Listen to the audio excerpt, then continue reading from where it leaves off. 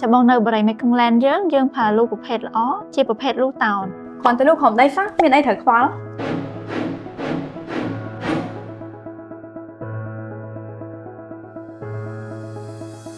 ลูกเบตองได้บริไม่กงแลนกับปงแต่ปลาปลานี้คือจีประเภทลูกตอนคนเพียบหล่อรังมอบเยอะมากริบจอมวิล่างตามสตองดับใจกันเต้กำลังขั้วบพอด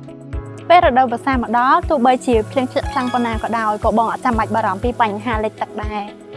ដោយសារយើងជ្រើសរើសលូមកកាត់ទំហំធំដើម្បីរំដោះទឹកឲ្យបានលឿន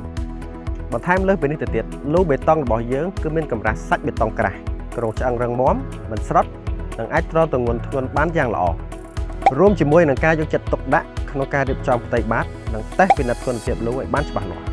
នេះហើយជាការយកចិត្តទុកដាក់របស់បរិយាមេកុងឡែនមិនត្រឹមតែសំណង់ផ្ទះនោះទេហេដ្ឋារចនាសម្ព័ន្ធទាំងអស់របស់បរិយាមេកុងឡែនគឺសាងសង់ឡើងដោយយកចិត្តទុកដាក់រៀបចំតាមបទដ្ឋានបច្ចេកទេសសំណង់ដើម្បីធានាឲ្យមានភាពជាប់មាំគង់វង្សយូរអង្វែង